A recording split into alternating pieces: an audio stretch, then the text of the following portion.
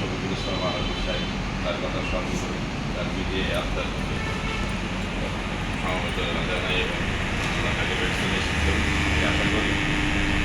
আমরা কয়েকদিন আগে সাধারণ সম্পাদক হুমায়ুন সাহেব আমাদেরকে ডেকেছিলেন যে আমাদের একটা সাধারণ সভা হবে, সেই সভায় আমরা জেলা প্রশাসক মহোদয়কে একটু আমন্ত্রণ করব।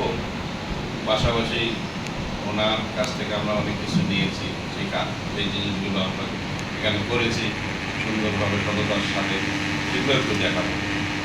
কিন্তু সেই অনুষ্ঠানের আমরা পরিকল্পনাও নিয়েছি করবো, এটা আজকের জেলা প্রশাসক মহোদয় আমাদের মাঝে উপস্থিত, কিন্তু এটা বিদায়ী অনুষ্ঠানের মধ্যে। এজন্য আমাদের কাছে খারাপ লাগছে এই কারণেই, ব্যক্তিগতভাবে আমার কাছে যে সময়টুকুই উনি গাইবান্ধায় ছিলেন বিভিন্ন কর্মকাণ্ডের মধ্য দিয়ে অনেক ব্যস্ত সময় পার করছেন।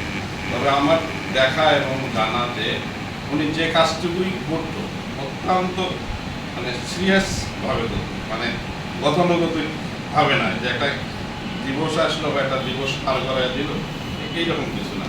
বা সরকারের যে কোনো কর্মকাণ্ড, যে কোনো দিবস বাস্তবায়ন করার জন্য উনি ছেলেকে অনেক নিষ্ঠার সাথে এবং সবাইকে, সবচেয়ে বড় হচ্ছে সবাইকে ইনভলভ করে। আমরা তো যতটুকু গুরুত্বপূর্ণ নই সেই রকম গুরুত্ব দিয়েই উনি আমাদের সঙ্গে কথা বলছেন। তো সেই জন্য আমি কৃতজ্ঞতা জানাই জেলা প্রশাসক মহোদয়ের কাছে।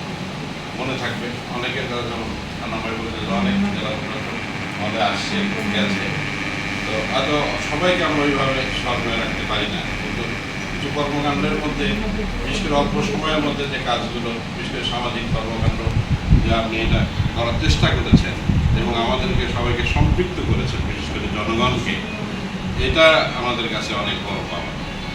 আজকে আপনি চলে যাচ্ছেন, বাকি কারণে যেতেই হবে। আমরা সবসময় মনের থেকে আশা করবো যে আপনি ভালো জায়গায় থেকে ভালো কাজ করার যেন সুযোগ ধর্ম আপনাকে দেয়, এই আশা ব্যক্ত করবো আজকের দিনে। এবং আপনি পরিবার নিয়ে, ছেলে সন্তান নিয়ে ভালো থাকবেন, আপনার কর্মময়ের জীবন আরও উত্তর সমৃদ্ধ হয়ে আনো। আমাদের কথা আপনারা মনে রাখবেন, আমরা আপনাকে স্মরণ করবো। ইনশাল্লাহ কোনোদিন যদি আবারও আপনার সুযোগ হয় গাইবান্ধার জন্য কিছু করার, এটা করবেন এই বিশ্বাস আমাদের আছে। এবং আমাদের এই টোটাল কর্মকাণ্ডের মধ্যে ভালো মন্দ মানুষ মিলেই আমরা আছি গাইবান্ধায়। যদি আপনি আমাদের প্রতি বা কারো প্রতি কোনো আপনার মনক্ষুণ্ণতা থেকে থাকে, আপনি আমিও একজন গাইবান্ধার রাজনীতির সঙ্গেও আছি, সামাজিক কর্মকাণ্ডের সঙ্গে আছি। আপনার কাছে আমরা ক্ষমাসুন্দর দৃষ্টিতে বিষয়গুলো দেখবেন। এটা আপনি ভালো থাকবেন, সুস্থ থাকবেন, আপনার দীর্ঘায়ু কামনা করে আমি আমার সংক্ষিপ্ত বক্তব্য শেষ করছি। খোদা হাফেজ।